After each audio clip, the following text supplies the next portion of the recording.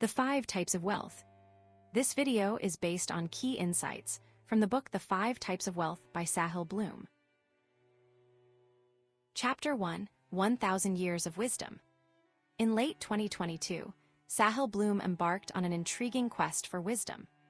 He asked 12 individuals, all in their 80s and 90s, what advice they'd give to their younger selves. This ritual was part of his annual tradition of trying something new each year to stimulate thought and growth. The idea came to Sahil after the birth of his son.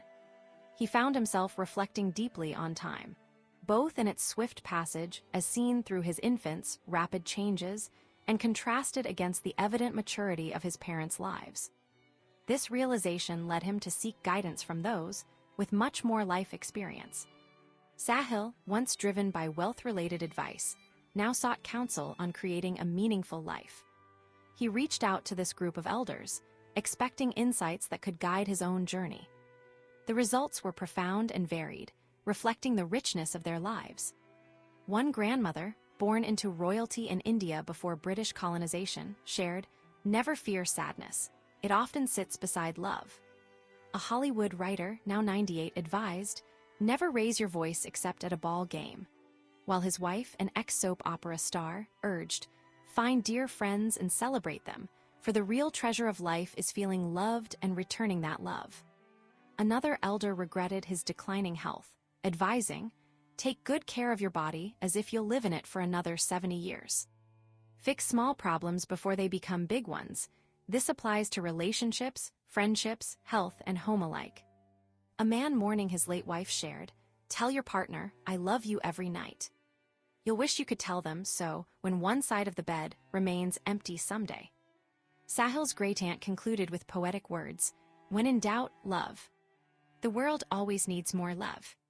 These pieces of wisdom, totaling over 1,000 years of experience, underscored themes like nurturing relationships, cherishing joy, and investing in wellness.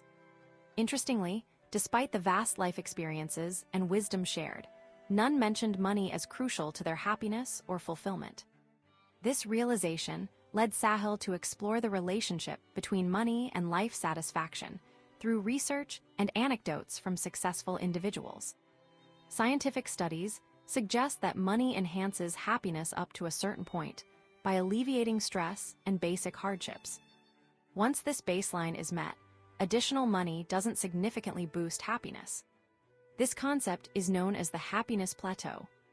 Sahil found this consistent across various income levels and even observed it in his own network of wealthy individuals.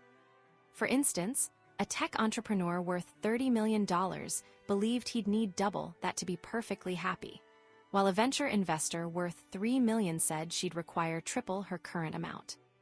Even those already content with their wealth often pin their ultimate happiness on hypothetical increases in financial status.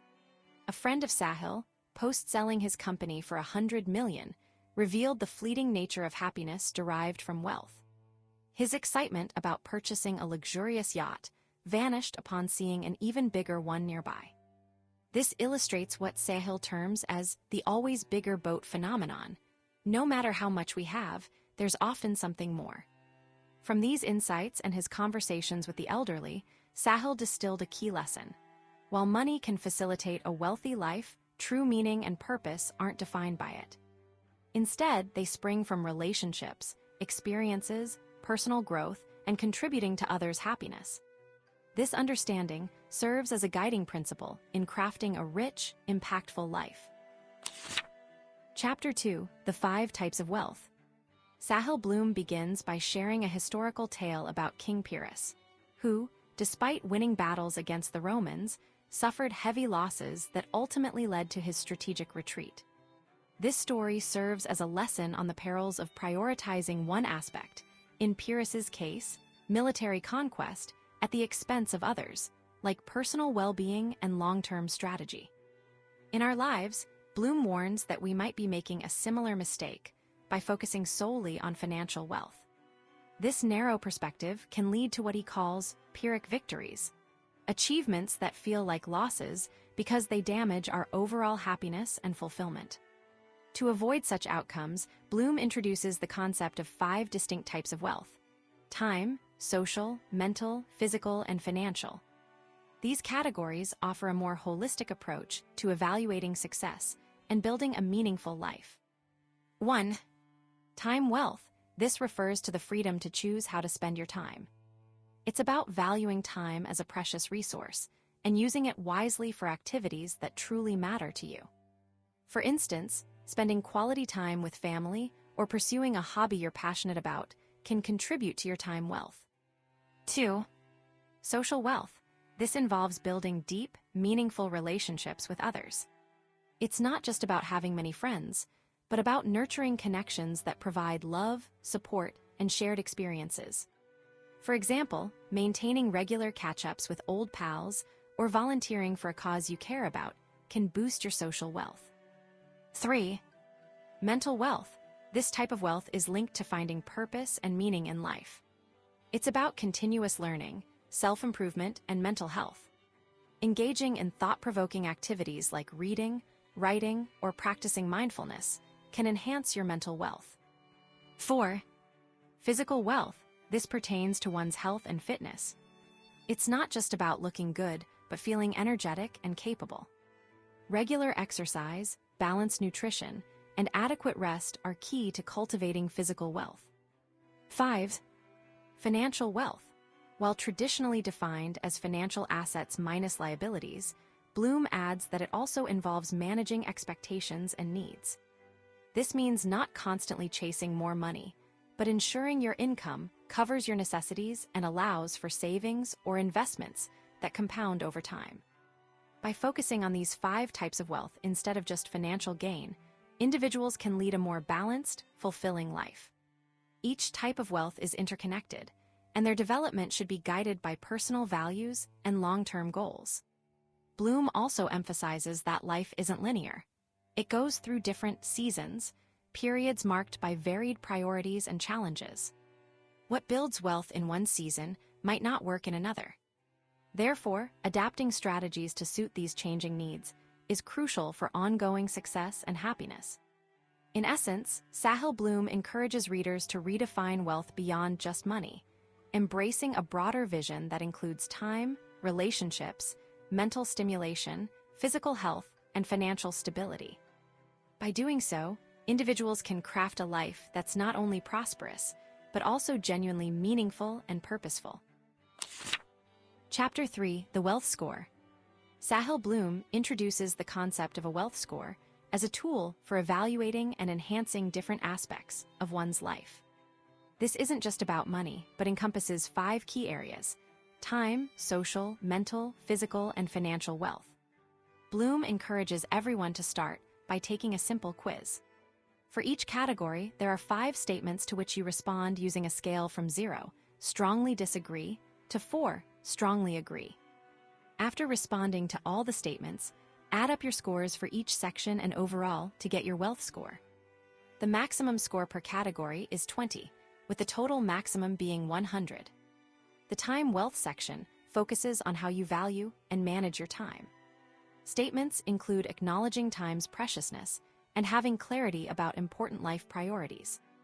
If you often feel scattered or can't concentrate on what truly matters, this might indicate a lower score in this area. Social wealth emphasizes the importance of relationships and community. Questions here might assess whether you have strong, loving bonds with family and friends, and if you strive to be someone you'd want to associate with. A high social wealth score indicates a robust network of supportive relationships. Mental wealth revolves around personal growth and purpose. Bloom asks about maintaining curiosity, having a life purpose, continuous self-improvement, and setting aside time for reflection. A strong mental wealth score suggests a person who is driven by personal development and has a clear sense of direction. Physical wealth isn't just about being healthy, it's also about planning for long-term vitality. Bloom inquires about feelings of health, regular exercise, diet, sleep quality, and future physical wellness plans.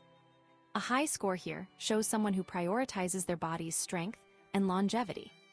Finally, financial wealth goes beyond mere earnings.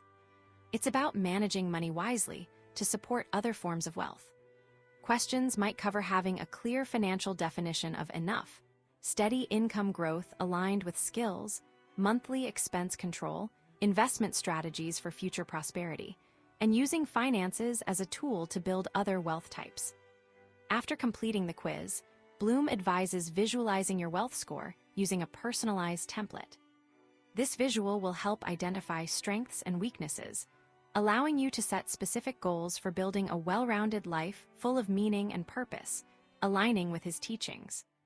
You can also take this assessment online and share your results. By understanding and working on each aspect of wealth, individuals can cultivate a richer, more balanced life, as envisioned by Sahil Bloom in the Wealth Score. Chapter 4: The Life Raiser. In his book, Sahil Bloom introduces the concept of a life raiser, a personal principle that simplifies decision-making and provides focus during life's challenges. This idea stems from the Apollo 13 mission, where astronauts had to manually steer their crippled spacecraft using Earth as a reference point for re-entry. Bloom explains that a life raiser is a single, controlled action that creates positive ripple effects in various aspects of life and represents who you are at your core. It's not just about the action itself, but symbolizes your values and priorities. For instance, Mark Randolph, co-founder of Netflix, maintained a non-negotiable ritual of having dinner with his wife every Tuesday, rain or shine. This wasn't merely about the dinner. It was a powerful statement of his commitment to his relationship, family, and work balance. It helped him avoid burnout from his demanding career and showed his loved ones that he valued them highly. To create your own life raiser, Bloom suggests considering these aspects. 1. Control. Your life raiser should be something you can manage directly. For example, if you decide to exercise every morning, this is within your control. 2. Impact. It should have a positive influence on other areas of your life. If you commit to volunteering at a local shelter weekly, this not only benefits the animals, but also shows dedication and compassion to your community, potentially inspiring others to act similarly. 3. Identity. Your life raiser should reflect the kind of person you aspire to be. If you choose, I prioritize family time, this statement implies qualities like being present, nurturing, and responsible. Bloom uses his own example. I will coach my son's sports teams. This decision is under his control. It positively impacts his relationship with his son and wife, and it showcases his commitment to family and community, defining the type of person he strives to be. When faced with new situations, Bloom uses his life raiser as a guide. For example, if a lucrative but time-consuming job offer comes up, he asks himself, what would the type of person who coaches his son's sports teams do? This question helps him consider whether to accept the opportunity or look for alternatives that align better with his priorities. Bloom encourages readers to craft their own life raiser by answering 3 questions. What actions reflect your ideal self? What single action encapsulates these traits? And how does this action define you? For example, a young professional might say, I am reliable. Their life raiser could be, I always complete my tasks on time. This statement is under their control, creates positive ripples by demonstrating dependability to colleagues and friends, and embodies the type of reliable person they want to be. The life raiser is meant to evolve with different life stages. What's suitable for a single 20-year-old may not fit a married 30-something or a grandparent. Therefore, Bloom advises revisiting and adjusting your life raiser every few years to ensure it continues to resonate with your current self and circumstances. In essence, building a life of meaning and purpose involves identifying core values and committing to actions that reflect them. By crafting a personal life raiser, you can simplify decision-making, maintain balance, and navigate life's complexities while staying true to who you are. Chapter 5: Your True North.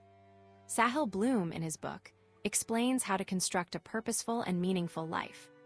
He emphasizes the importance of having a clear direction, which he likens to having a compass with your true north. This metaphorical compass helps you understand that life is not just about moving fast, but about knowing where you're heading. Bloom suggests using a goal-setting framework to calibrate this compass. He proposes two key components: goals and anti-goals. Goals are the outcomes you desire, your ambitious long-term aspirations and shorter-term milestones, or as Bloom humorously puts it, the summit of the mountain and the mid-climb campsites. Anti-goals, on the other hand, represent what you want to avoid in pursuing your goals. They are derived from a concept by entrepreneur Andrew Wilkinson, who learned from investor Charlie Munger's quote, "All I want to know is where I'm going to die, so I'll never go there." Anti-goals prevent you from making sacrifices that could lead to negative outcomes. For instance, if becoming a CEO is your long-term goal, you might set an anti-goal to not spend more than 10 days away from family per month or compromise your health due to stress and travel. To build the engine of this journey, Bloom introduces the idea of high-leverage systems. These are daily actions that drive significant progress toward your goals. He uses Lionel Messi and Warren Buffett as examples. Both focus their energy on key moments, conserving it when not needed for maximum impact. A strategy Bloom refers to as harnessing the power of high-leverage systems. Bloom also advocates against the binary approach to life focus, suggesting instead a dimmer switch model. This means you can prioritize different aspects of your life in various seasons without completely neglecting others, which could lead to atrophy and difficulty to revive later. Regular self-evaluation is crucial, according to Bloom. He recommends monthly assessments of your goals, high-leverage systems, and potential anti-goal violations. Quarterly evaluations should include identifying energy-giving activities, draining ones, people acting as boat anchors, and fears preventing progress. The core message from Bloom is that the answers to building a meaningful life are within you. You just need to ask the right questions to uncover them. He encourages readers to write letters to their future selves, envisioning their desired futures vividly as a way to start asking those vital questions. In essence, Bloom provides a roadmap for creating a purposeful life. It's about setting your sights on clear goals, steering clear of potential pitfalls with anti-goals, taking efficient daily actions with high-leverage systems, and regularly reassessing your journey to stay aligned with your true north, the life of meaning and purpose you envision for yourself. Chapter 6, The Big Question. In the heart of Houston, Texas, lived Alexis Lockhart, a mother of 3 boys, 23, 19, and 11 years old. Despite her ordinary life, she had a special understanding that her time with her kids was short. She'd often say, "You don't get your children for 18 years. You're lucky if you get them for about 12 or 13. To make the most of each moment, Alexis planned surprises like a Colorado ski trip during spring break and a small birthday bash for her middle son, Jackson. These were special times filled with laughter, love, and creating lasting memories. However, life took an unexpected turn when Jackson died in a motorcycle accident just days after turning 20. This tragic event reached Sahil Bloom, a new father at the time, through an email from Alexis in 2024.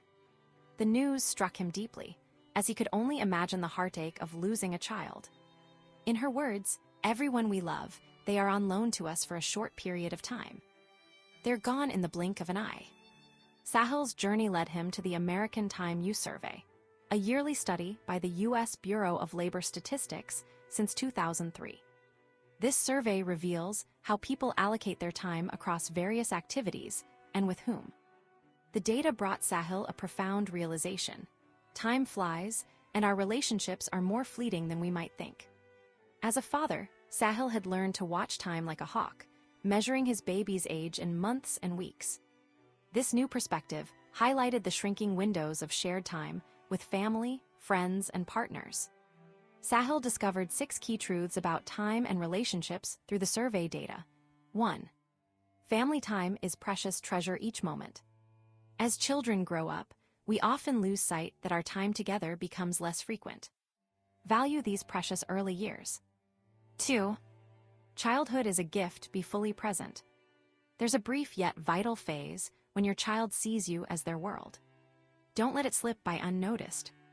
3. Friendships evolve, prioritize quality over quantity. In youth, we have many friends but few deep connections. As adults, it's wiser to nurture a small group of close friends. 4. Choose your partner wisely. Happiness depends on it. The person we share life's journey with significantly impacts our contentment and fulfillment. Select carefully. 5. Find joy in work. Choose meaningful employment. Work pulls us away from loved ones. Opt for a job that brings energy, not exhaustion.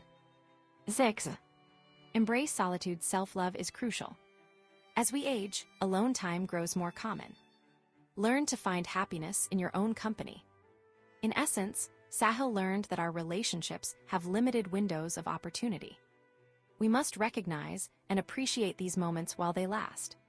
By understanding the transient nature of time, we can invest wisely in our time wealth, allocating our days, energy, and affection to what truly matters. Alexis Lockhart had this wisdom even before her tragedy. Her parting advice, "It's later than you think," serves as a guiding light for all of us. Like the song by Guy Lombardo says, "Enjoy yourself, it's later than you think." This reminder urges us to cherish our relationships and invest in what brings real meaning and joy to life. Chapter 7, A Brief History of Time. In his exploration of time and its impact on our lives, Sahil Bloom takes us on a journey from ancient civilizations' reverence for time's flow to modern society's quest for control over it. This narrative is woven around the concept of memento mori, a reminder of mortality that has evolved from an ancient Roman practice to a contemporary method of tracking weeks on a calendar. Bloom explains how early human societies, like the Indians and Mayans, saw time as cyclical, connected to life and death. They created deities representing infinite chaos and eternity, symbolizing their fascination with time's eternal nature. The Vikings, too, grappled with time's relentless march through Eli, their personification of old age. As human civilization advanced, our relationship with time shifted from worship to measurement. Ancient Greeks and Romans used sundials to track the day's passage. Later, water and sand clocks emerged, followed by massive water clocks in ancient China. The quartz and atomic clocks of today boast unparalleled accuracy, showcasing humanity's constant pursuit for precise timekeeping. Our fascination with time also birthed scientific theories. Newton proposed absolute, universal time, while Einstein introduced spacetime, suggesting that time is relative and affected by motion and position. This evolution reflects our persistent desire to understand and harness time's power. Yet, despite our technological prowess and increased lifespan, modern life feels frenetic and out of control. We find ourselves in a perpetual race to stay in the same place, thanks to what Bloom calls the Red Queen effect. This concept, derived from Lewis Carroll's Through the Looking Glass, illustrates how we must constantly strive just to maintain our position and run even faster to advance. Bloom points out that this struggle manifests in various ways. A harried investment banker feels perpetually behind, a busy marketing manager bounces between tasks without respite, and a dedicated medical student is overwhelmed by constant exams. Even parents and content creators find their time fragmented amidst endless commitments. This busyness, driven by an outdated scoreboard that values financial wealth above all else, leaves us scattered and unfocused. Our attention gets split among multiple tasks and digital distractions, leading to cognitive fatigue and decreased productivity. This state of time poverty correlates with less happiness, more stress, and poorer health, as noted by Harvard Business School researcher Ashley Willens. To combat this, Bloom proposes embracing the ancient Greek wisdom of distinguishing between chronos, sequential, quantitative time, and kairos, qualitative, weightier moments. By recognizing that certain times offer higher leverage, where our efforts yield greater results, we can strategically invest our attention for maximum impact. In essence, Bloom advocates for shifting from frenetic, non-stop running to deliberate, purposeful action. This shift allows us to build a life of meaning and purpose by focusing on what truly matters during those kairos moments. By recognizing that not all time is equal and strategically investing our energy, we can reclaim control over our lives and run smarter, not just faster. Chapter 8, The Three Pillars of Time Wealth. Sahil Bloom introduces the concept of time wealth, which is about building a life of meaning and purpose by understanding three key pillars: awareness, attention, and control. Awareness is the first pillar. It's about realizing that time is your most precious asset. Sahil explains this using Graham Duncan's term, time billionaire. At age 20, you have roughly 2 billion seconds left, assuming an 80-year lifespan. By the time you reach 50, only about 1 billion seconds remain. Sahil emphasizes that many young people assume making $1 billion would make them happy. But Warren Buffett, despite his immense wealth, might prefer your time due to its scarcity and value. The second pillar is attention. This involves focusing your mental energy effectively on what truly matters. Sahil uses Isaac Newton's Annus Mirabilis as an example. In 1666, while isolated due to the plague, Newton used his time productively. Despite lacking formal education during this period, he made groundbreaking discoveries in calculus, physics, and optics, accomplishments that could have spanned several lifetimes.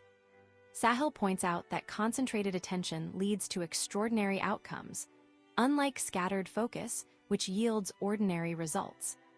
The final pillar is control. This is the ultimate goal, where you dictate how your time is spent rather than it being determined by others or circumstances. Sahil references research by Cassie Holmes, showing that both lack and excess of free time can lead to unhappiness. Thus, everyone has an ideal amount of free time for happiness, a Goldilocks level. Control allows you to identify this optimal balance and allocate your time accordingly. For instance, if previously 10 units of input yielded 10 units of output, 1:1 ratio, with better awareness and focused attention, the same 10 units of output could be produced with just 5 units of input, 2:1 ratio. This leaves you with extra, free to allocate time. In essence, these three pillars, awareness, attention, and control, provide a framework to build a life full of meaning and purpose. By understanding the preciousness of time, focusing your mental energy effectively, and eventually gaining control over its allocation, you can create a rich, fulfilling life. Chapter 9, The Time Wealth Guide. Sahil Bloom's Time Wealth Guide is a comprehensive manual designed to help individuals build a life of meaning and purpose by effectively managing their time, a precious resource. The guide introduces 12 proven systems, each focusing on specific pillars crucial for time wealth: awareness, attention, control, and energy. The first system, the Time Wealth Hard Reset, prompts individuals to confront their time's finite nature. By calculating potential future interactions with loved ones based on current meeting frequency and life expectancy, people gain a new perspective, often leading them to prioritize quality time over quantity. For instance, if someone sees their father only once a year while living 3,000 miles apart, they might realize they could see him 15 more times before he's gone. Moving closer to family, as Sahil Bloom did with his wife, can dramatically increase these interactions. Next is the energy calendar, a week-long exercise that categorizes daily activities into energy creating: green, neutral, yellow, and energy draining, red tasks. By the end of the week, individuals analyze their calendar to identify patterns and formulate an action plan. They should prioritize energy-creating activities, delegate or outsource neutral ones, and minimize or adjust energy-draining tasks. For example, if someone discovers they feel drained after long video calls, they might switch to walking calls instead. The tool list exercise is another tool Sahil Bloom uses to establish priorities. Inspired by a conversation between Warren Buffett and his pilot, this method involves listing professional and personal goals, circling the top 3 to 5 items, and separating them from the rest. The circled items become priorities, while the others form an avoid-at-all-costs list. This system helps focus attention on what truly matters. To manage priorities efficiently, Sahil Bloom advocates for the Eisenhower matrix. Based on President Eisenhower's productivity, this matrix categorizes tasks into 4 quadrants: important and urgent, important but not urgent, not important but urgent, and not important and not urgent. By focusing on the top right, important and urgent, and gradually increasing time spent in the top left, important but not urgent, individuals can optimize their time and attention. The index card strategy is a simple yet effective to-do method. Each night, write down 3 to 5 important tasks for the next day on an index card. This approach avoids overthinking and encourages focus on high-value activities. Parkinson's law, another principle Sahil Bloom employs, states that work expands to fill the time allocated. To combat this, he suggests setting tight deadlines for tasks, batch processing emails in short windows, shortening standard meetings, and dedicating uninterrupted focus blocks for major projects. This technique fosters efficiency and prevents wasted time. Procrastination is addressed through the anti-procrastination system, comprising 3 steps: deconstruction, plan and state creation, and action. Deconstruction breaks down intimidating tasks into smaller, manageable parts. Planning involves setting clear expectations and stakes to motivate completion. The final step is taking action, ideally kickstarted with a small win. Sahil Bloom's flow state boot-up sequence is designed to help achieve deep focus, essential for tackling significant tasks. By associating specific actions or environmental cues with each of the 5 senses, individuals can trigger a mental state conducive to intense concentration and productivity. Effective delegation is crucial for managing time and is explored through 3 core principles: appropriate task profiling, clear expectations, and infinite feedback loops. As individuals progress from closely monitored direct delegation to autonomous delegation systems, they unlock more of their own time. The art of no involves mastering the ability to say no to commitments, preventing overcommitment, and preserving personal control over one's schedule. Sahil Bloom proposes 2 shortcuts: the right now test for personal commitments and the new opportunity test for professional ones, ensuring that taken-on tasks align with priorities and genuine enthusiasm. Lastly, time blocking and the 4 types of professional time offer a structured approach to managing daily responsibilities. Inspired by Benjamin Franklin's time management methods, Sahil Bloom suggests blocking out distinct times for management meetings, emails, creation, writing, coding, consumption, reading, learning, and ideation, brainstorming, reflecting. By identifying one's current professional time distribution and implementing the 3 tips: batching management time, increasing creation time, and allocating space for consumption and ideation, individuals can better balance their workdays, paving the way for a more meaningful and purpose-driven life. Chapter 10: Summary: Time Wealth. Sahil Bloom introduces the concept of time wealth as a key factor in building a life filled with meaning and purpose. He posits that our primary concern should be how we're spending our limited time, emphasizing its precious nature. Bloom identifies 3 core elements to cultivate time wealth: awareness, attention, and control. Awareness is about recognizing the temporary, transient character of time. It's understanding that time is our most valuable asset because it's finite. For instance, you can't store time for later or earn more of it. Once it's gone forever. Attention involves concentrating on what truly matters in life and profession, while disregarding less significant tasks. Bloom suggests that having clarity about your top priorities is crucial. Imagine a student who knows they need to focus more on studying for exams than on binge-watching TV shows. Control means having the freedom to manage your time, deciding exactly how to spend it. This could be as simple as choosing to wake up early to enjoy a quiet morning instead of rushing through breakfast. To gauge one's current level of time wealth, Bloom presents a scoring system. Individuals rate their agreement with statements like, "I have a deep awareness of the finite nature of my time," on a scale from 0, strongly disagree, to 4, strongly agree. This results in a baseline score out of 20. Bloom encourages setting clear goals and anti-goals for time wealth development. Goals could be a desired score within a year and checkpoints to reach it. Anti-goals might include things one wants to avoid, such as feeling overwhelmed or constantly rushed. To make real progress, Bloom advocates implementing high-leverage systems from his Time Wealth Guide.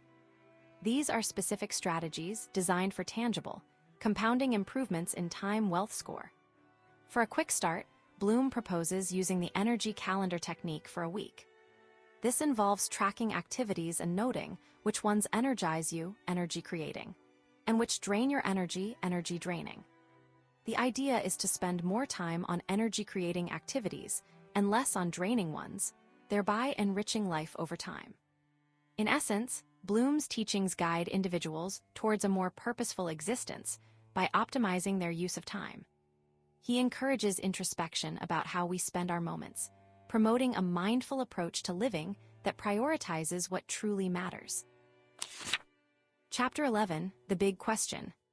Sahil Bloom, in his writing, poses a profound question. Who will be sitting in the front row at your funeral? This metaphorical prompt encourages readers to consider the people who truly matter in their lives. Eric Newton, once a hardworking COO at a Silicon Valley startup, found himself asking this very question after his wife, Aubrey, was diagnosed with a rare form of blood cancer. Despite leaving his job to focus on their new baby, Romy, and starting a new venture, life took an unexpected turn. Aubrey's diagnosis brought Eric face to face with the reality that health can be unpredictable. As she underwent treatments and battled her illness, Eric realized how vital their relationship had become. Even in the midst of despair, their love grew deeper, showing him what truly mattered, their bond.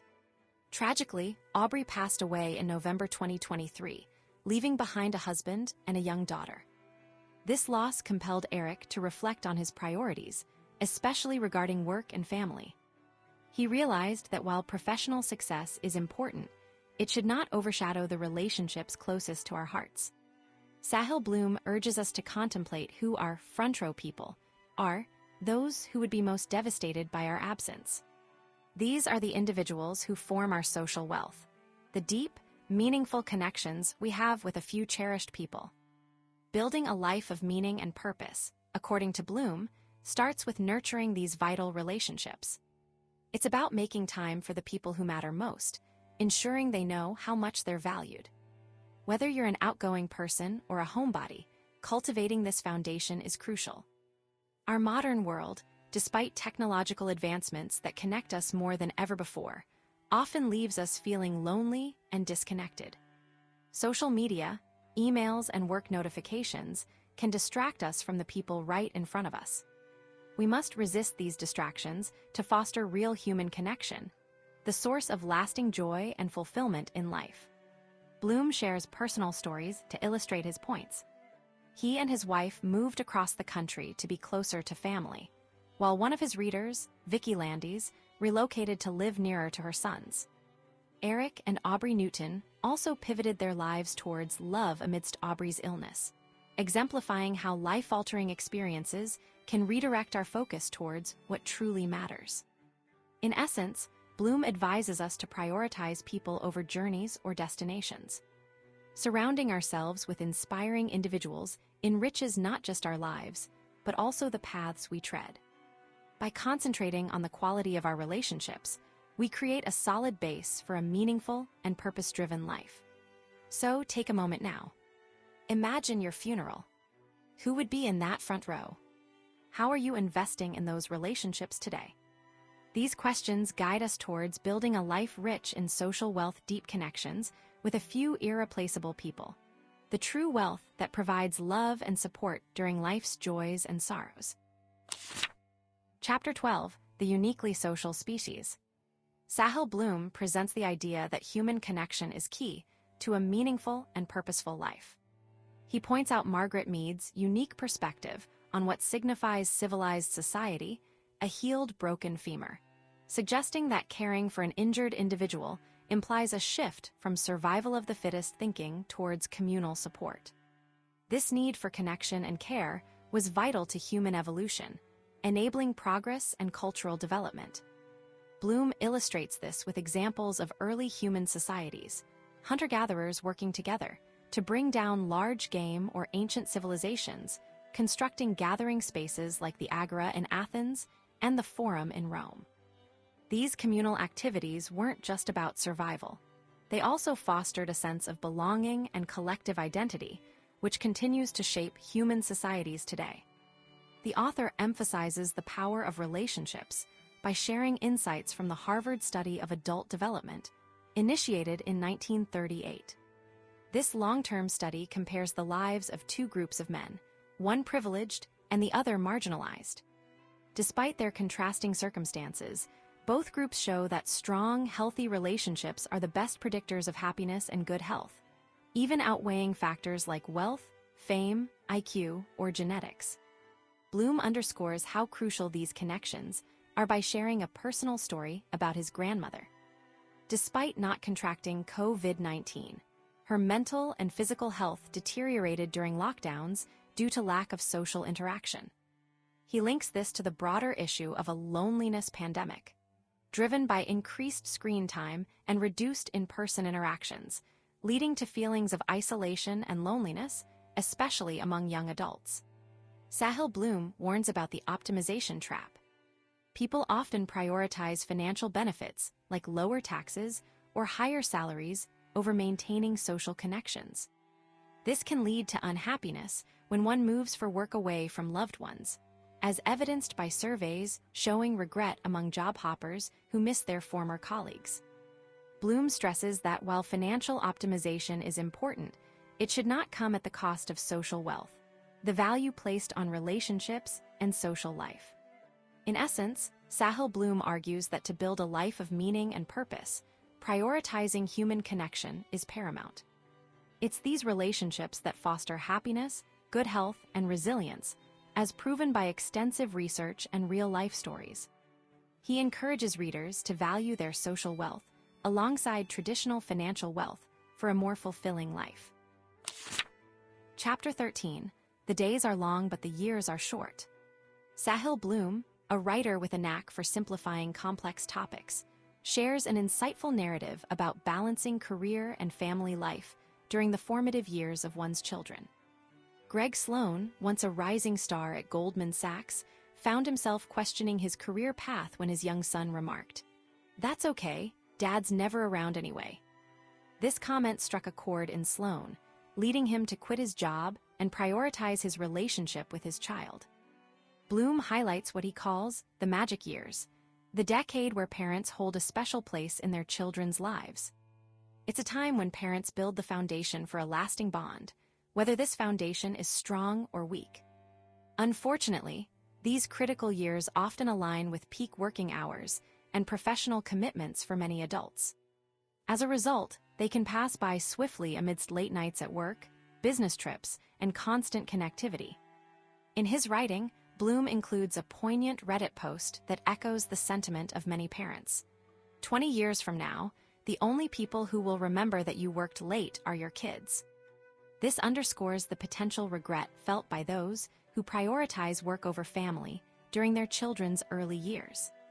Bloom himself acknowledges two perspectives on this issue. Firstly, he emphasizes the importance of being present and spending quality time with loved ones. Secondly, he values the example of hard work and dedication parents set for their children, showing them what it means to pursue something you care about deeply. The real challenge lies in striking a balance between these two principles without sacrificing one's career or personal growth. It's about having clarity to make deliberate choices rather than mindlessly following societal norms or expectations. Sloan chose to step away from his high-flying job at Goldman Sachs to spend more time with his son, a decision he has never regretted. This change not only strengthened their bond, but also saved his marriage, which was strained by the pressures of his career. Bloom draws on his personal experiences to illustrate this balance. He recalls how his father managed to balance work and family life effectively. His dad would return home for dinner, play catch, then stay up late working if needed. Bloom learned from this example that sharing the why behind your work, its purpose and benefits, can help loved ones understand and appreciate your efforts even when you're away. In essence, Bloom's narrative is a call to action. It urges readers to embrace the challenge of balancing career and family, recognizing that the young years fly by quickly. He encourages readers not to defer happiness or wait until retirement to enjoy life with their children. Instead, he advocates for designing a balance that fits individual circumstances, rather than blindly following defaults. In conclusion, Sahil Bloom's narrative underscores the importance of thoughtfully navigating career and family life during the magic years. It encourages readers to make deliberate choices, understand the trade-offs involved, and build a life filled with meaning and purpose by prioritizing what truly matters. Chapter 14, The Three Pillars of Social Wealth. Sahil Bloom's book delves into the concept of social wealth, focusing on three key pillars for building a life of meaning and purpose: depth, breadth, and earned status. Rohan Venkatesh, a young finance professional, exemplifies these pillars after being diagnosed with an inoperable brain tumor. His story illustrates how one can choose their response to adversity, avoiding the second arrow of additional pain from self-pity or fear. Depth refers to deep, meaningful connections with a small circle of people, often referred to as your front row people. These are the individuals you can count on during life's ups and downs. Depth is cultivated over time through honesty, support, and shared experiences. It's not necessarily about familial ties. Depth can be found in any relationship where these elements are present. For instance, residents of Okinawa, known for their longevity, maintain deep friendships, moe, formed during youth, which endure throughout life. Breadth, on the other hand, pertains to broader connections for support and a sense of belonging. This could be through individual relationships or community involvement.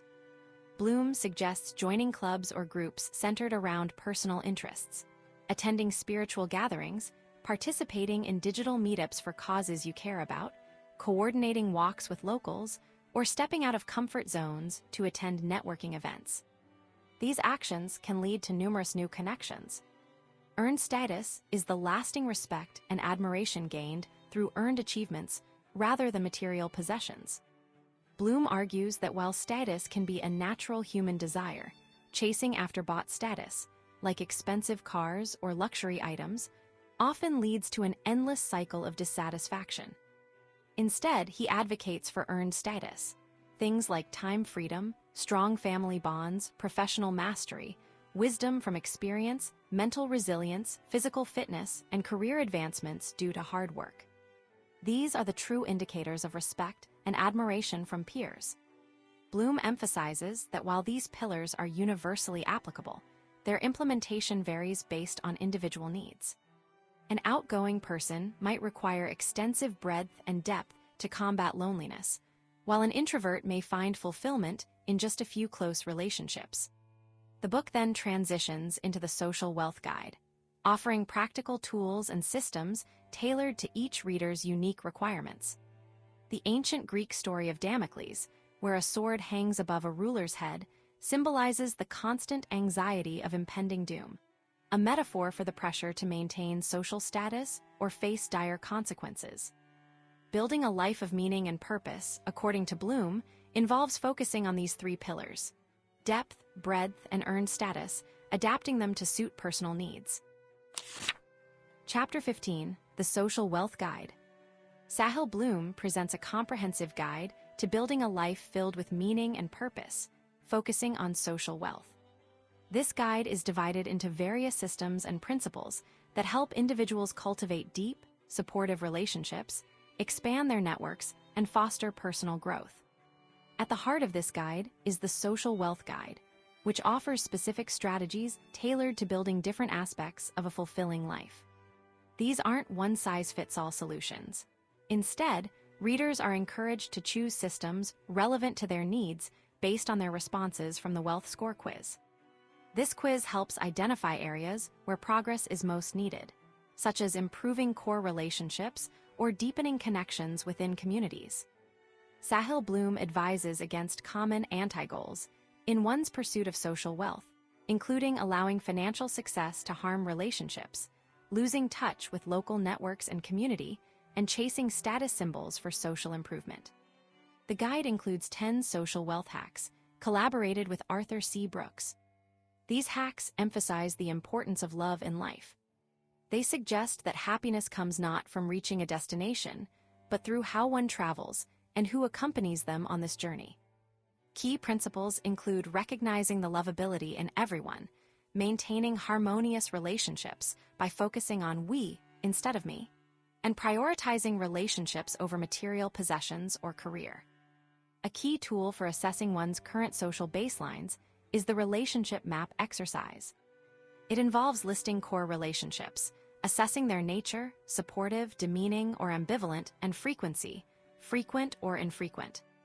This map aids in categorizing relationships into zones such as green for supportive and frequent, opportunity for supportive but infrequent, danger for ambivalent and frequent, and red for demeaning and frequent. Each zone suggests different management strategies to nurture or reduce the impact of these relationships. Sahil Bloom underscores the significance of romantic relationships by stating they are the most crucial life decision. He introduces 2 rules for growing in love: understanding love languages, words of affirmation, quality time, gifts, acts of service, and physical touch, and avoiding communication traps like criticism, defensiveness, contempt, and stonewalling. To keep relationships thriving amidst life's busyness, Bloom proposes the Life Dinner, a monthly ritual inspired by entrepreneur Brad Feld. This involves setting a recurring date for a meal or discussion with one's partner to reflect on personal, professional, and relationship progress, challenges, and goals.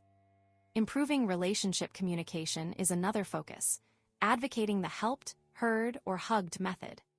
This encourages understanding whether someone wants advice, emotional support, or physical comfort during a conversation. Building new relationships is approached from an anti-networking perspective. Instead of transactional connections, Bloom suggests finding value-aligned rooms, asking engaging questions, practicing deep listening, and following up thoughtfully. The concept of a brain trust, a personal board of diverse advisors, is introduced for personal and professional guidance. These individuals provide unbiased, candid feedback, helping to elevate one's decisions and actions. Lastly, Sahil Bloom shares strategies for effective public speaking, which can enhance authority and status. This includes studying great speakers, creating a clear structure, practicing key elements rather than memorizing the entire speech, and using techniques like the physiological sigh to manage stress before a talk. In essence, Sahil Bloom's guide is about constructing a life of profound meaning and purpose through nurturing relationships, understanding oneself better, and striving for earned status rather than bought prestige. It encourages individuals to focus on love, authentic connections, personal growth, and making lasting contributions in their communities and beyond. Chapter 16, Summary: Social Wealth. Sahil Bloom delves into the concept of social wealth, posing the intriguing question, who will be sitting in the front row at your funeral? This metaphorical query encourages reflection on the significance of our relationships and connections in life. Bloom identifies 3 key components that constitute social wealth: depth, breadth, and earned status. Depth refers to profound, intimate bonds with a smaller group of individuals. It's about having close friends or family members with whom you share deep, meaningful relationships. This could be your best friend since childhood or your partner, with whom you've weathered life's ups and downs. Breadth, on the other hand, encompasses a broader network of connections for support and a sense of belonging. These can stem from individual relationships or from larger community structures such as religious groups, cultural clubs, or even online communities with shared interests. The third pillar, earned status, is about earning the respect, admiration, and trust of peers not through material possessions, but through one's character, achievements, and contributions. It's the recognition you get when people see your efforts, values, and accomplishments align with theirs. To gauge where you stand in terms of social wealth, Bloom proposes a scoring system. You rate 5 statements on a scale from 0 to 4, 0 being strongly disagree, and 4 being strongly agree. These statements cover aspects like the presence of deep relationships, your ability to be a positive influence in others' lives, the existence of a diverse network, feeling connected to something larger than oneself, and not seeking status through material purchases. Your overall score ranges from 0 to 20, serving as a baseline for your social wealth. To enhance your social wealth, Bloom suggests setting specific goals. These might include the desired score within a year and checkpoints along the way. Anti-goals, outcomes you wish to avoid, can also guide your journey. High-leverage systems, such as implementing strategies from his social wealth guide, can facilitate progress. Bloom proposes a one-week jumpstart, the relationship map. This involves listing all core relationships and categorizing them based on their health, supportive, ambivalent, or demeaning, and frequency of interaction. Plot these relationships on a 2x2 grid, with relationship health on one axis and frequency on the other.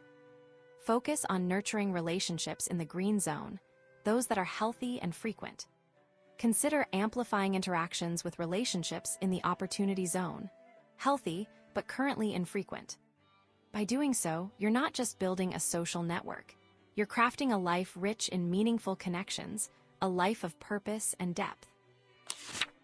Chapter 17, The Big Question. Sahil Bloom tells the story of Hank Bahar, a 90-year-old man who spent his birthday wish attending classes at Harvard University. Hank, known for his curiosity and love for learning, wanted to experience what those brilliant minds at Harvard were up to. His desire to learn and explore is a shining example of how to build a life full of meaning and purpose. Hank's life isn't marked by wealth or fame, but rather by an ordinary yet extraordinary sum of experiences. He worked as a Hollywood screenwriter and director, and he's been married for over 50 years to Phyllis, a former soap opera star. Despite his age, Hank remains active, traveling with Phyllis on spontaneous adventures. His story is more than just heartwarming. It carries valuable lessons about living a fulfilling life into one's later years. Curiosity is at the core of this tale, and Sahil Bloom argues that it's essential for a rich mental life or mental wealth. We're born with an innate curiosity. Young children explore the world with wide-eyed wonder, eager to learn about everything. This curiosity is vital, not just for learning as kids, but also for maintaining cognitive function and mental health as we age. Studies show that curiosity helps maintain brain health and enhances our overall well-being. It leads to higher levels of life satisfaction, positive emotions, and lower anxiety.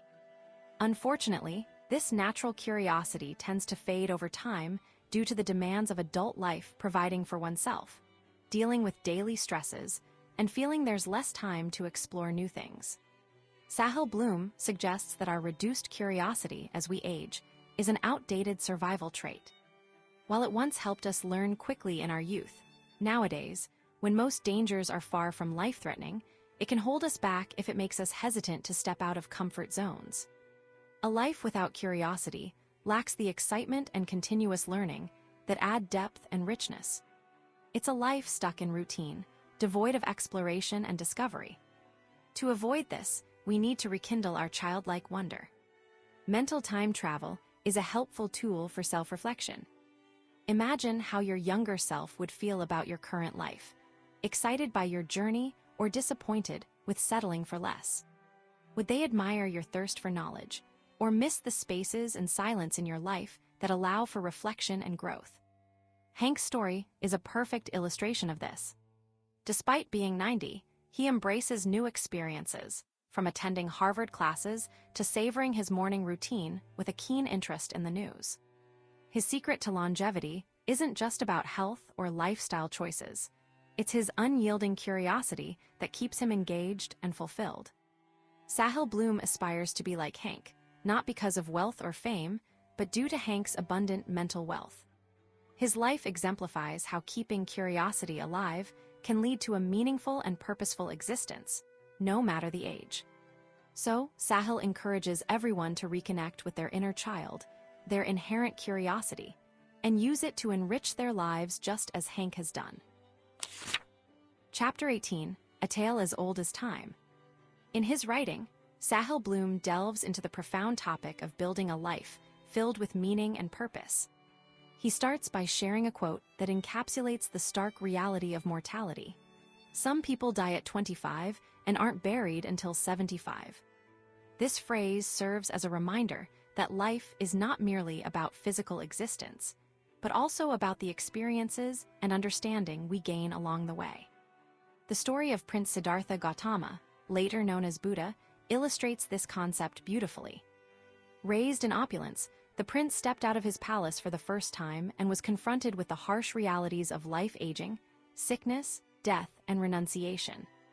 This encounter sparked a desire within him to understand and overcome suffering, leading him on a journey that culminated in enlightenment under the Bodhi tree.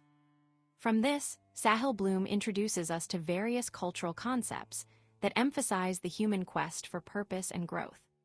In Hindu traditions, Dharma refers to one's sacred duty or life purpose, encouraging individuals to act with courage and authenticity, regardless of whether their purpose seems grand or modest.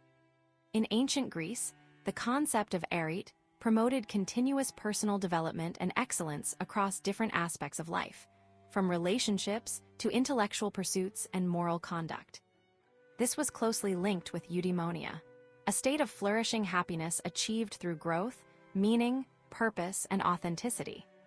Buddha's teachings present the Noble Eightfold Path, a set of practices for achieving enlightenment, divided into wisdom, ethical conduct, and mental discipline.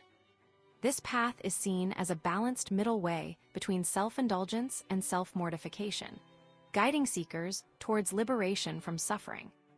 Sahil Bloom also explores the vision quest of indigenous American cultures, where individuals sought solitude, meditation, and fasting to understand themselves and their roles in family, community, and the universe.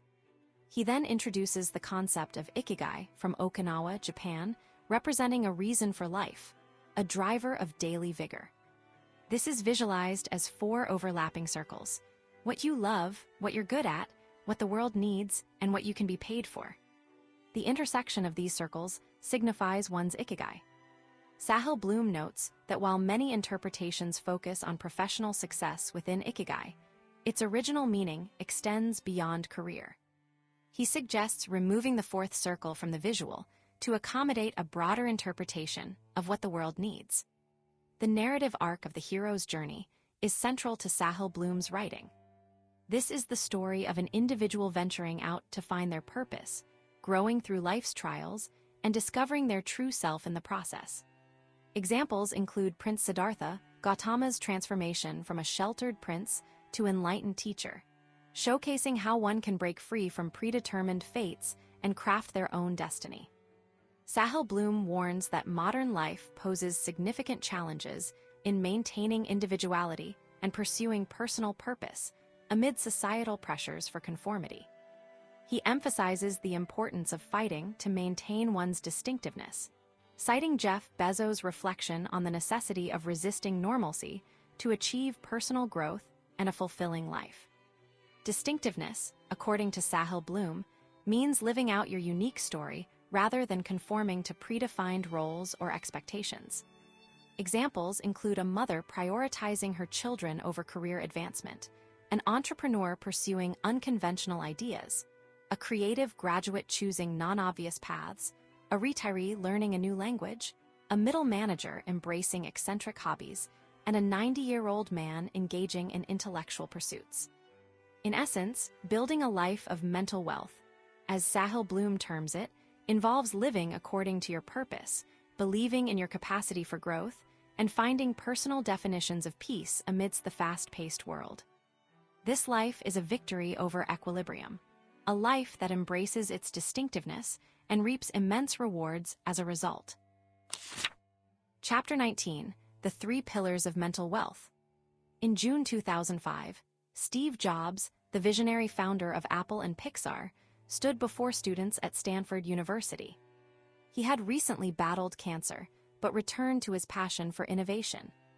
His commencement speech ended with words of wisdom: "Your time is limited. Don't let others' opinions drown out your inner voice." This forms the basis for Sahil Bloom's 3 pillars of mental wealth: purpose, growth, and space.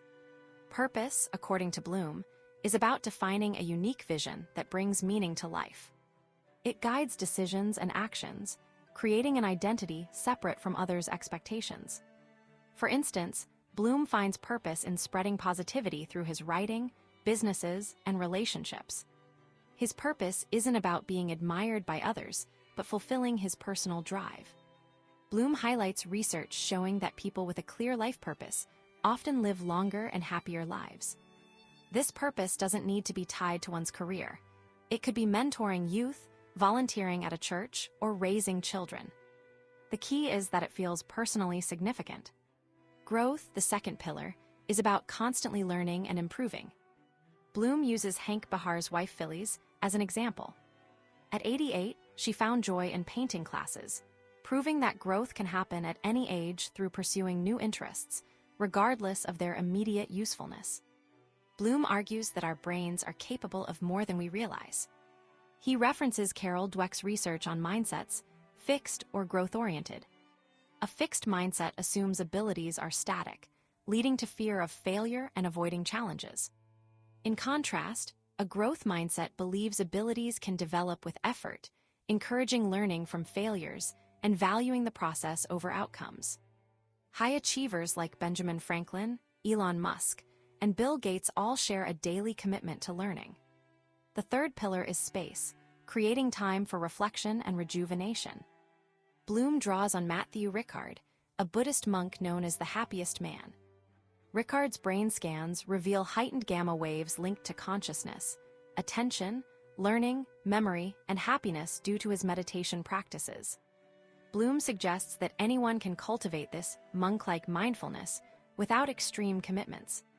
He emphasizes the power of personal space, moments free from external stimuli where one can think clearly and creatively. This could be a quiet walk, a daily prayer, or even short breaks between meetings to move around. The crucial thing is to make time for this regularly. Bloom's insights on building a life of meaning and purpose revolve around these three pillars: understanding one's unique purpose, embracing lifelong learning, and carving out personal space for reflection. By integrating these elements, individuals can foster a rich, fulfilling existence. Chapter 20, The Mental Wealth Guide. In his guide, The Mental Wealth Guide, author Sahil Bloom presents various systems to cultivate different aspects of mental wealth, including meaning, purpose, growth, and space. These systems are not one-size-fits-all. Readers should select those most relevant to their needs based on their responses from the Wealth Score Quiz.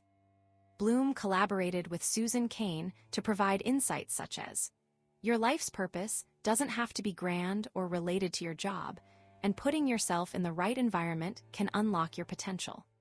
He suggests focusing on energy rather than interests or passions when choosing pursuits, using a pursuit map exercise to identify energy-creating activities you're competent at. To find purpose, Bloom introduces the concept of ikigai from Okinawan centenarians, the intersection of what you love, what you're good at, and what the world needs. He offers a simple exercise to explore your higher-order life purpose. For growth, Bloom shares Richard Feynman's technique: learn by teaching others simply and clearly.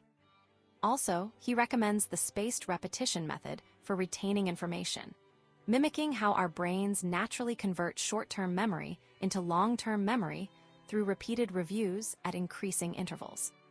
To think differently, Bloom advocates using Socratic questioning, a process of asking questions that challenge underlying assumptions and promote critical thinking. This approach was demonstrated effectively in a Stanford business class experiment where students who thought creatively, ignoring the given $5, outperformed those following linear logic.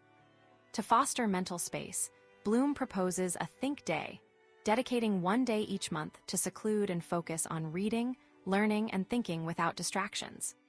He also recommends the Power Walk, emphasizing that regular walks can boost creativity, reduce stress, and improve overall mental health based on various scientific studies. Lastly, Bloom introduces the personal power-down ritual to create clear boundaries between work and personal life by following a specific sequence of actions at the end of each professional day. Lastly, he suggests the 1-1-1 journaling method for improving mental health, jotting down one win, one stress point, and one thing you're grateful for daily in just 5 minutes. For added commitment, creating a group chat to share and encourage completion can be beneficial. Chapter 21, Summary: Mental Wealth. In his book, Sahil Bloom introduces the concept of mental wealth, a framework for building a life filled with meaning and purpose. The central question he poses is, what would your 10-year-old self say to you today? This introspective prompt encourages readers to reflect on their lives and consider if they are living in alignment with their true selves. Bloom identifies 3 key pillars of mental wealth: purpose, growth, and space. 1. Purpose. This is about having a clear understanding of your unique vision and focus. It means defining a purpose that gives your life meaning and aligns all your short-term and long-term decisions. It's about not wanting to live someone else's life but your own. For example, if you've always loved animals, perhaps your purpose could be to become a veterinarian or start an animal shelter. 2. Growth. This pillar is about constantly striving for progress and change. It's fueled by recognizing the dynamic potential of your intelligence, abilities, and character. For instance, if you're great at public speaking, you might seek opportunities to speak at more events or join organizations that enhance your skills. 3. Space. This involves creating moments of solitude and stillness for reflection, recharging, and listening to your inner voice. It's about having rituals that help you think deeply, reset, grapple with questions, and replenish your energy. Perhaps this could be a daily quiet time in the morning or a weekly hike in nature. To gauge your current level of mental wealth, Bloom provides a scoring system. You rate statements from 0, strongly disagree, to 4, strongly agree. These statements cover areas like curiosity, having a clear purpose, pursuing growth, believing in your adaptability, and creating mental space. Your total score out of 20 gives you a baseline, indicating where you stand in terms of building a life of meaning and purpose. Bloom then guides readers through setting goals, anti-goals, things to avoid, and implementing high-leverage systems from the Mental Wealth Guide for tangible progress. For instance, a goal might be achieving a certain mental wealth score within a year, with checkpoints along the way.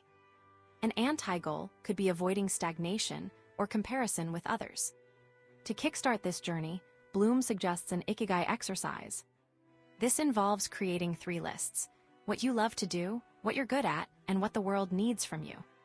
The intersection of these lists can reveal your higher-order life purpose. For example, if you love gardening, what you love, are great at teaching, what you're good at, and notice a need for environmental education in your community, what the world needs, your purpose might be developing a school garden program.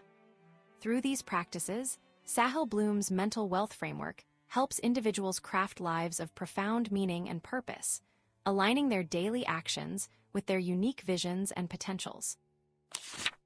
Chapter 22, The Big Question. In The Big Question, author Sahil Bloom tells the stories of 3 men, Dan Go, Kevin Dahlstrom, and Andrew Luck, to illustrate how building a life of meaning and purpose involves creating physical wealth through daily actions. Dan Go, a young man from Ontario, was once consumed by self-doubt due to severe bullying during his childhood. He dropped out of high school, spiraled into destructive behaviors, and felt like he had no future. But a chance gym membership sparked his transformation. Each day on the treadmill and weight machines became a step towards reclaiming control over his life. The small victory of needing to tighten his belt after 30 days was a powerful reminder of his potential for change. As Dan continued to prioritize his health, his self-worth improved, his mindset shifted positively, and he started a successful business. This demonstrates how daily actions focused on physical wealth can lead to a meaningful life filled with purpose. Kevin Dahlstrom, in his 20s, faced a mystery illness that left him exhausted and plagued by panic attacks. Instead of relying solely on medical treatments, he took charge of his health through exercise, nutrition, and recovery research. His chronic symptoms disappeared, and his vibrant energy returned. Later, Kevin decided to walk away from a lucrative corporate career because he valued the control over his life more than financial wealth. Today, he enjoys an active lifestyle filled with rock climbing and flexible professional projects. This narrative shows how building physical wealth can provide a sense of purpose and lead to a fulfilling life. Andrew Luck, a star American football quarterback, experienced constant injuries throughout his career. Despite earning millions, he retired at 29, giving up over $58 million in contract value plus endorsements, prioritizing his long-term health and life beyond football. This decision highlights how valuing physical wealth can guide major life choices and contribute to a purposeful existence. Sahil Bloom emphasizes that building physical wealth through consistent exercise, proper nutrition, and thoughtful recovery is crucial for creating a meaningful life. These daily actions don't just enhance physical health, they also foster mental clarity, self-confidence, and a sense of control over one's life. This, in turn, leads to the creation of a future aligned with personal goals and values, ensuring that one can enjoy life's milestones, like dancing at their 80th birthday party. By treating your body as a home for 70 more years, you invest in a vital present and an impactful future, truly living a life filled with meaning and purpose. Chapter 23, The Story of Our Lesser World.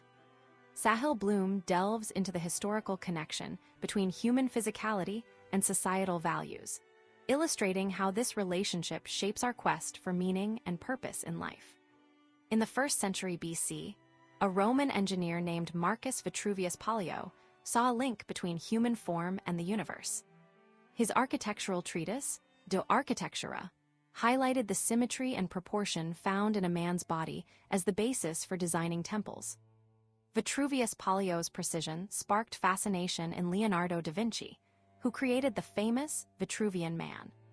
This drawing illustrated the ideal human form with precise measurements and proportions, reflecting Renaissance humanism's renewed interest in the human body. Before this period, during the Middle Ages, the body was often viewed as sinful, causing a decline in physical pursuits like exercise and sports. Sahil Bloom explains that our ancestors' lifestyles heavily influenced their physical well-being. Early nomadic hunter-gatherers enjoyed high levels of physical health due to constant movement necessary for survival.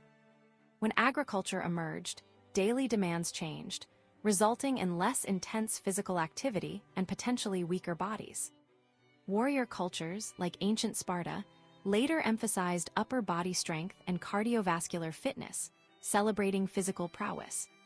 This military focus eventually influenced sports, as seen in the ancient Olympic Games. However, these events were set aside during the rise of Christianity, marking a 1,000-year period where exercise lost cultural importance. The modern health and wellness movement resurfaced in the Renaissance through humanists like Leonardo da Vinci and Michelangelo, reviving interest in physical pursuits. Italian physician Girolamo Mercurial further pushed this trend with his 1573 book, De Arte Gymnastica, laying the foundation for modern health education.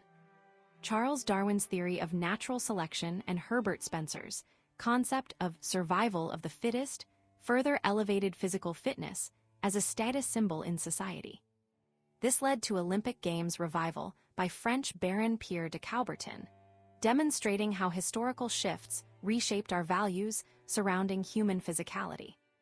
Today, our lives are flooded with health and wellness trends, from diet fads like keto and veganism to intense workout regimens such as CrossFit. Sahil Bloom emphasizes that most results come from simple inputs: regular movement, unprocessed foods, and adequate rest.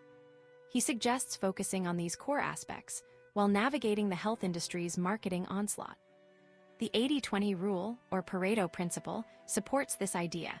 A small number of causes lead to most effects. In the wellness context, basic daily movement, whole foods, and sleep form the primary pillars of physical wealth. While individual products and services may offer value, they should not be confused with these foundational elements. In essence, Sahil Bloom's narrative encourages us to understand our historical connection with physical well-being to build a purposeful life. By recognizing the core aspects that underpin health and prioritizing them consistently, we can cultivate physical wealth as part of our journey towards a meaningful existence. Chapter 24, The Three Pillars of Physical Wealth. Sahil Bloom presents an insightful exploration into building a life of meaning and purpose, focusing on three key pillars: movement, nutrition, and recovery. Brian Johnson, a successful entrepreneur who sold his payment processing company to PayPal for $800 million, isn't content with just financial success. He's embarking on a mission to extend human lifespan and health. His strategy involves rigorous monitoring of daily vital signs, regular testing of biofluids, full body scans, and more as part of his Project Blueprint. This ambitious program is shared openly online, inspiring millions worldwide.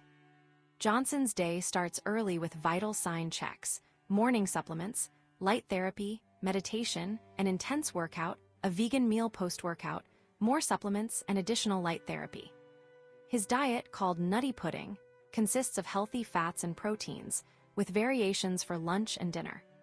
Sahil Bloom had the chance to spend an afternoon with Johnson, gaining a glimpse into his disciplined life. He realized that beneath Johnson's extreme routines, there are three fundamental principles: daily movement, proper nutrition, and thoughtful recovery. Movement isn't new, but its importance in promoting longevity and health has been increasingly recognized. Cardiovascular training, which can be aerobic like walking or cycling, or anaerobic high-intensity exercises, boosts heart and lung efficiency. Strength training, using resistance like weights or body weight, is crucial for muscle development and aging prevention. Stability and flexibility training, often through activities like yoga or Pilates, enhance efficient movement and reduce injury risk. Nutrition, another pillar, doesn't require extreme diets. It's about eating mostly whole, unprocessed foods for sustained energy and body function. Prioritize protein in every meal, coming from clean sources like fruits, vegetables, lean meats, or legumes.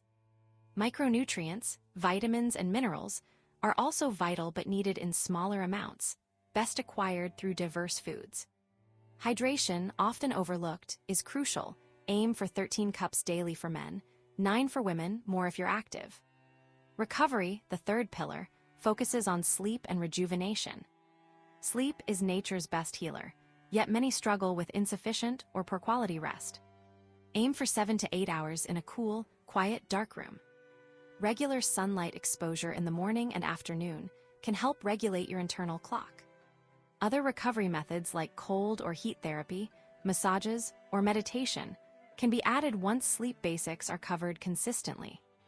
In essence, building a life of meaning and purpose isn't about complexity but consistency in these three areas: regular movement, cardio, strength, stability, flexibility, nutritious eating, whole foods, balanced macronutrients, adequate micronutrients and hydration, and sufficient recovery, quality sleep, optimized environment.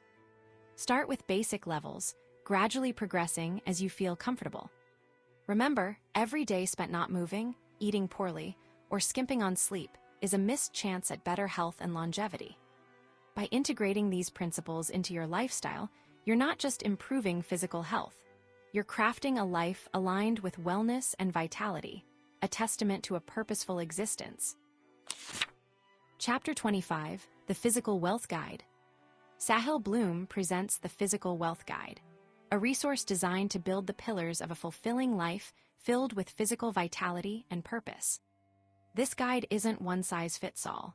Instead, it encourages individuals to select systems that align best with their needs.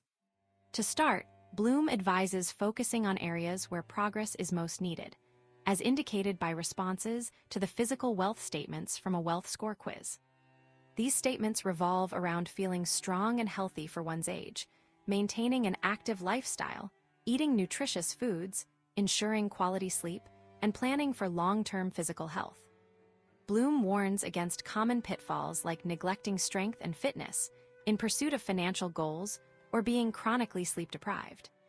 He then introduces 6 proven systems to build physical wealth. 1. The Physical Wealth 30-Day Challenge. This is a structured practice for a month, aimed at establishing daily habits that support physical wealth. It includes 3 levels: bronze, silver, and gold, each with increasing intensity in movement, nutrition, and recovery practices. 2. How to win the day. A science-backed morning routine. Bloom stresses the importance of the first hour post-wake up as it sets the tone for the day. His morning routine includes 5 principles: consistent wake time, hydration, movement, outdoor exposure, and focused work. He suggests starting with simple movements like push-ups or squats, and a short walk outside to boost mood and focus. 3. The Movement Plan. A collaboration with Ben Bruno, this plan is ideal for those at level 3 in their fitness journey. It recommends 3 full-body strength workouts, 2 low-intensity cardio sessions, and 1 high-intensity anaerobic workout per week. The specific exercises are left to the individual's discretion, but Bloom provides a recommended routine on his website for guidance. 4. The Common Sense Diet. Here, Bloom outlines 8 principles for nutritious eating that fuel performance, enhance appearance, and optimize long-term health. The diet emphasizes whole foods, appropriate portion sizes, sufficient protein intake, and personalized food avoidance. He also suggests varying meal frequency based on individual lifestyle and enjoying favorite treats in moderation. 5. How to become a pro sleeper. 9 rules for sleep. Bloom underscores sleep's crucial role in health and performance. His rules for better sleep include maintaining a regular schedule, exposing oneself to morning sunlight, controlling the sleep environment, avoiding meals and liquids before bedtime, limiting caffeine and alcohol, establishing a wind-down routine, and steering clear of screens before bed. 6. How to promote calm. Science-backed breathing protocols. Recognizing that stress exists on a spectrum, Bloom introduces 3 breathing techniques to manage it effectively. These include the 4-7-8 method for relaxation, lion's breath for balance, and the physiological sigh for quick stress relief. In essence, Sahil Bloom's Physical Wealth Guide offers a comprehensive framework for constructing a life of vigor and purpose through structured daily practices, balanced nutrition, regular exercise, quality sleep, and effective stress management techniques. Chapter 26, Summary: Physical Wealth. Sahil Bloom delves into the concept of physical wealth, which he views as an essential component in building a life filled with meaning and purpose. At the heart of this idea is the question, will you still be dancing at your 80th birthday? To answer this, Bloom outlines 3 key pillars: movement, nutrition, and recovery.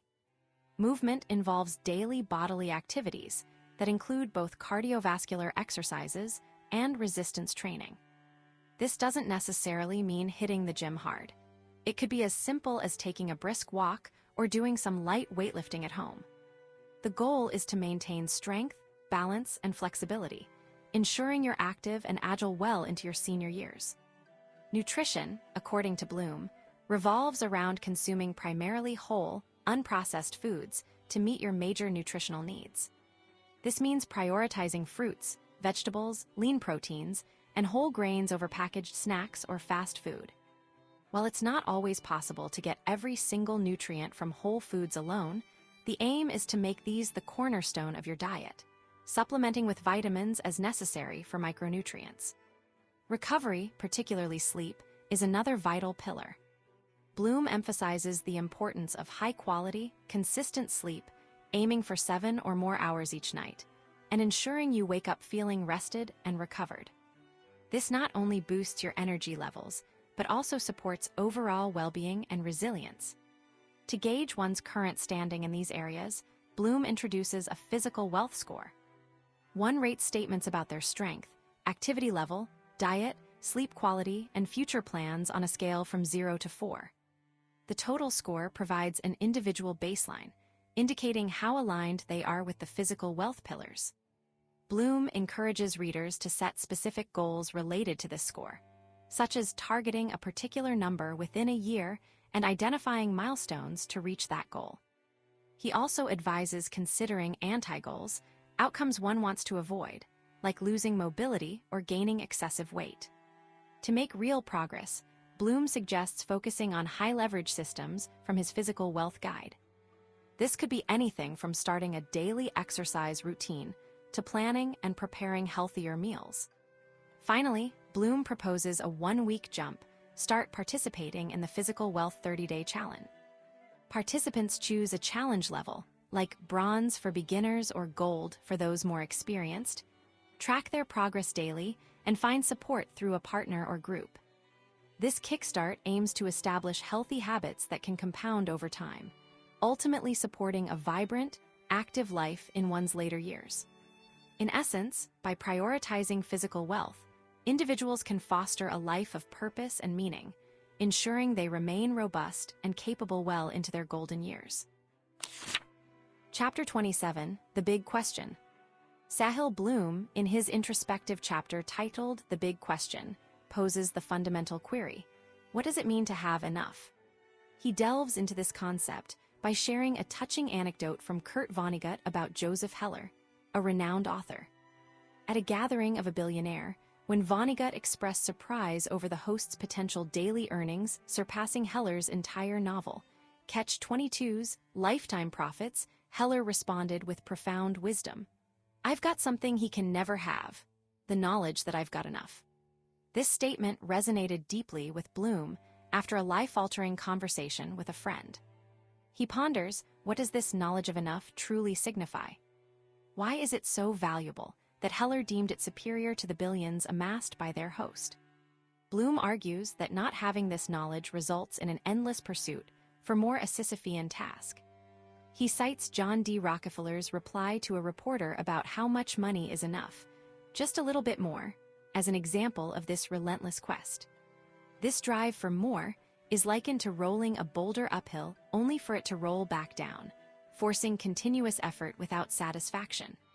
Historical figures like Rockefeller and contemporary entrepreneurs illustrate this point. Despite immense wealth, many find themselves trapped in the cycle of always needing more. Bloom recounts instances of individuals overextending themselves financially for status symbols or professional promotions, compromising their health or family life in the process. He draws attention to Mark Twain's letter to Cornelius Vanderbilt, pointing out that true wealth isn't about having more, but being content with what one has. Despite his colossal fortune, Vanderbilt was restless, unable to find peace due to his insatiable desire for more money. Bloom also discusses the paradox of crazy one's visionaries, who relentlessly push for more and often create groundbreaking innovations.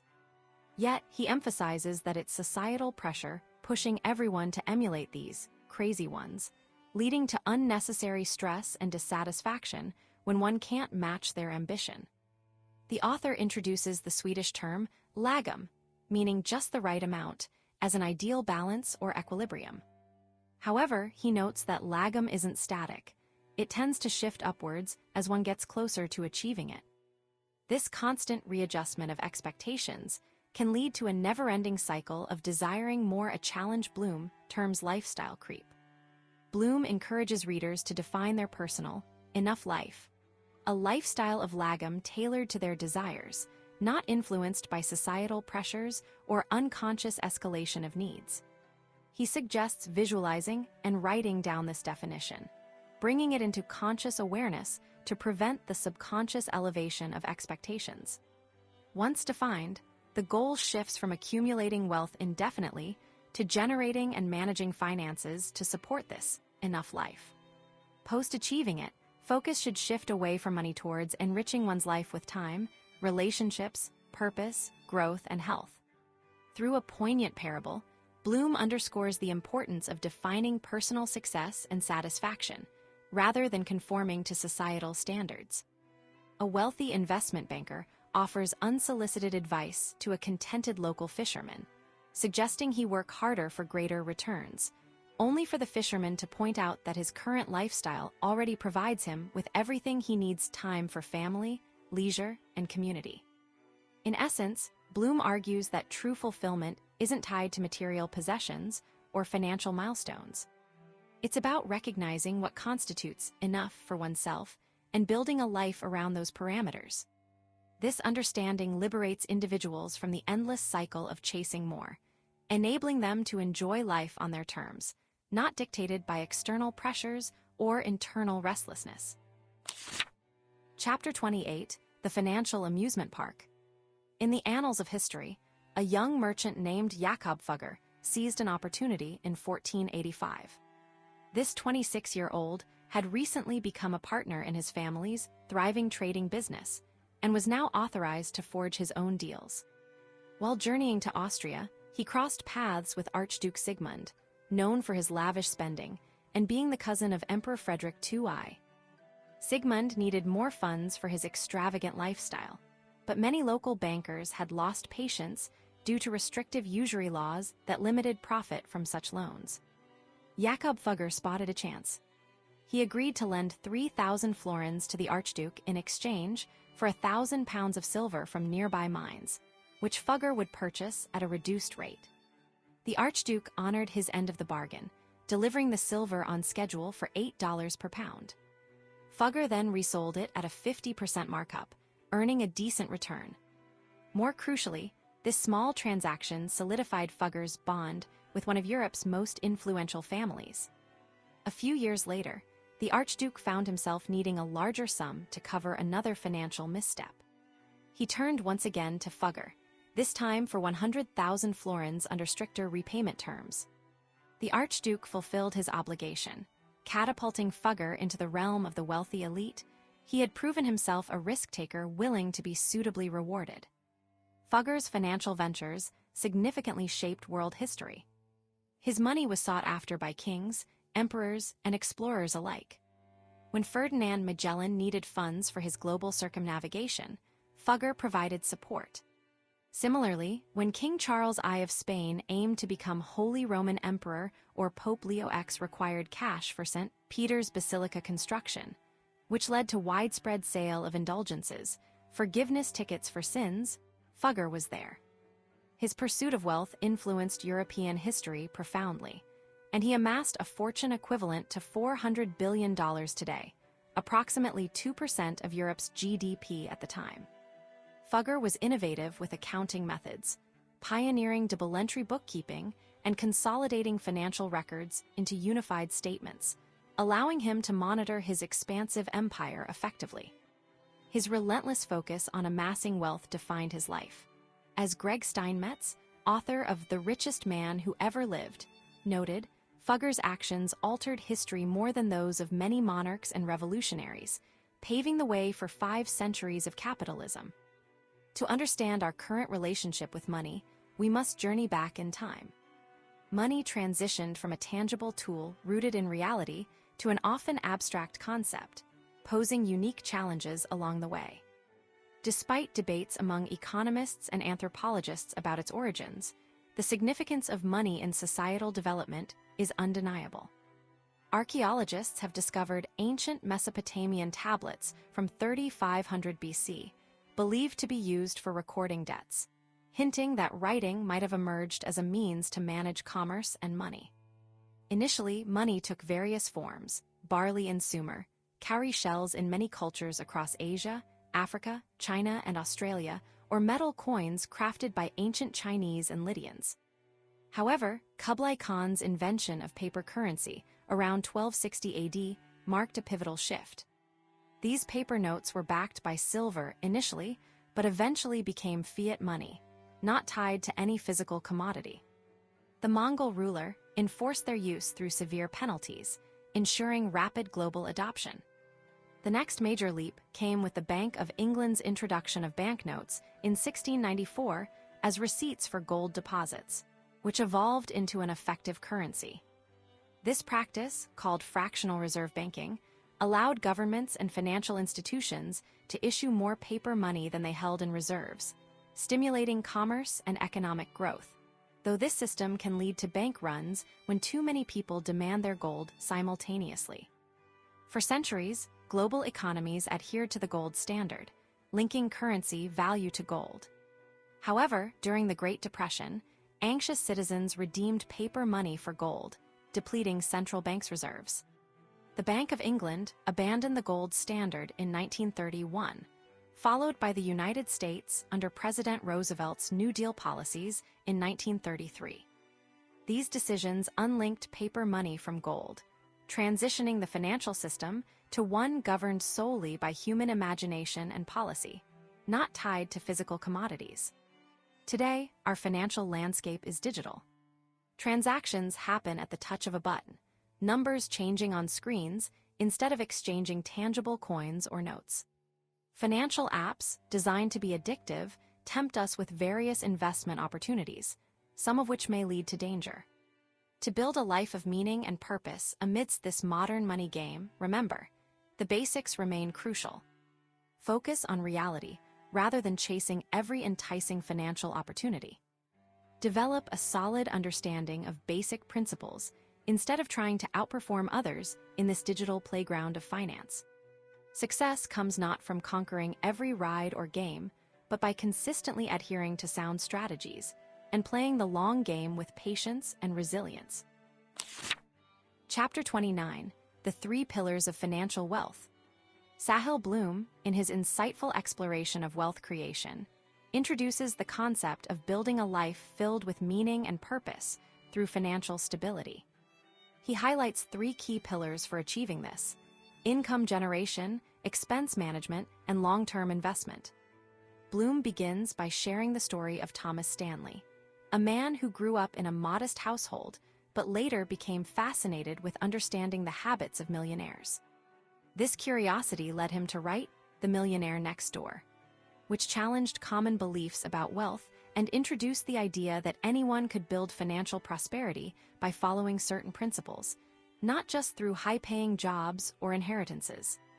Stanley's research revealed that financial wealth is built on 3 fundamental pillars. The first is income generation. This involves creating stable, growing income from primary employment, secondary jobs, or passive sources like rental properties or dividend stocks. It's not about how much you earn at your main job, but also about maximizing other income streams. The second pillar is expense management. This isn't about living like a hermit. Instead, it's about aligning your spending with your earnings. Bloom suggests creating and sticking to a budget, automating savings, and having an emergency fund for unexpected costs. He emphasizes the danger of lifestyle creep, where expenses rise alongside income, reducing the gap between the two, a gap that's crucial for wealth accumulation. The third pillar is long-term investment. Here, Bloom introduces the concept of compounding earning interest on both your original money and the interest it generates over time. He uses a story about an inventor who asked for grains of rice placed on a chessboard to illustrate this powerful force. Starting small but consistently adding more can lead to enormous growth, just like how small investments compounded over decades can become substantial wealth. Bloom stresses that time is the most critical factor in compounding, not average annual returns. He encourages regular, consistent investment in broad market indices rather than chasing high-return stocks, as professional management often yields better results. He also discusses 5 levels of financial well-being, each marked by increasing wealth and different challenges. At the lowest level, basic needs like food and shelter are met. As wealth grows, so do lifestyle options, but each level comes with its unique set of problems. Bloom points out that while money can solve financial troubles, it doesn't automatically address personal or existential issues. In essence, building a life of meaning and purpose through finance isn't just about accumulating wealth, but also about aligning financial strategies with one's personal definition of enough. It's about creating a steady income, controlling expenses wisely, and allowing investments to grow over time. By focusing on these pillars, anyone can climb the ladder of financial well-being, transforming their financial situation and, in turn, potentially enriching their overall life experience. Chapter 30, The Financial Wealth Guide. Sahil Bloom, in his writing, delves into the concept of crafting a life of purpose and meaning through various lenses, defining one's enough life, financial wisdom for young adults, career guidance, expense management principles, investment advice, and self-improvement strategies. In the chapter titled, How to Define Your Enough Life, Finding Your Lagom, Bloom encourages individuals to vividly imagine their ideal lifestyle. He suggests answering prompts like describing living arrangements, social circles, daily routines, cherished possessions, and financial standing. For instance, you might envision living in a cozy cabin in the woods, surrounded by nature, spending leisurely afternoons reading or painting, owning a few sentimental heirlooms, and having enough money to comfortably cover needs and occasional treats. Bloom emphasizes that everyone's enough life is unique. One person's might be filled with luxury travel and high-end gadgets, while another's could simply mean the freedom to spend quality time with loved ones. By clearly defining this vision, one can use it as a guiding tool for planning and decision-making. The author also collaborates with Ramit Sethi on Financial Wealth Hacks I Wish I Knew at 22.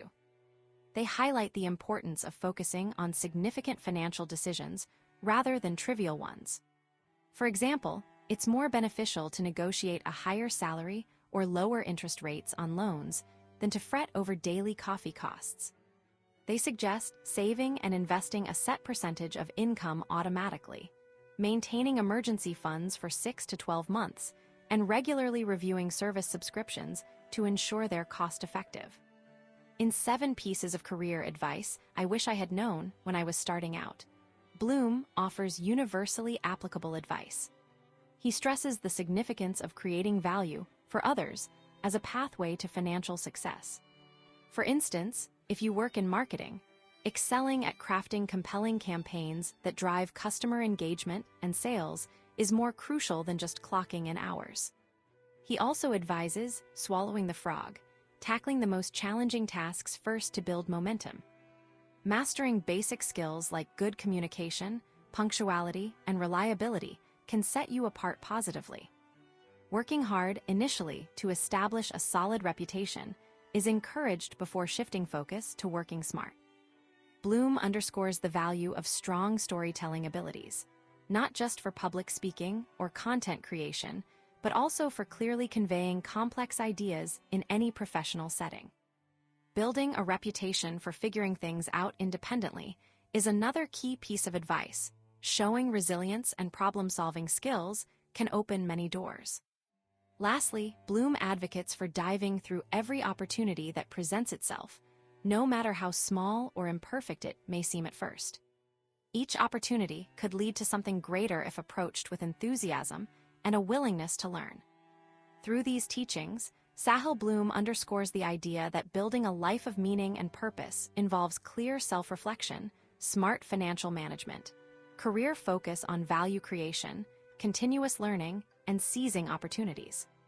By applying these principles, one can steer their life towards a direction that aligns with personal fulfillment and success.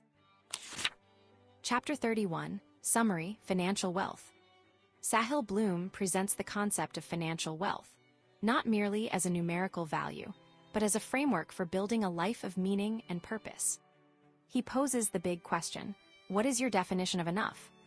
This isn't about material possessions. It's about creating financial stability that allows you to pursue what truly matters in life.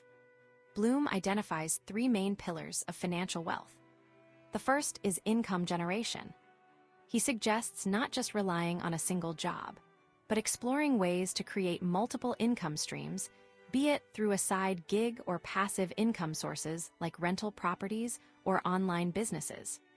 This diversification ensures that your financial stability isn't tied solely to one source, mirroring the life's resilience built by having various skills and interests. The second pillar is expense management. Bloom emphasizes keeping your spending in check so it consistently stays below your income level.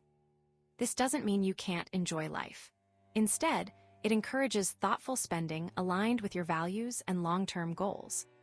It's about prioritizing needs over wants, understanding that financial discipline fuels freedom to live purposefully. The third pillar is long-term investment. Bloom advocates for investing the difference between what you earn and spend in assets that grow over time. This isn't about quick riches, but about slow, steady compounding, a strategy reflective of patience and foresight essential to a purposeful life.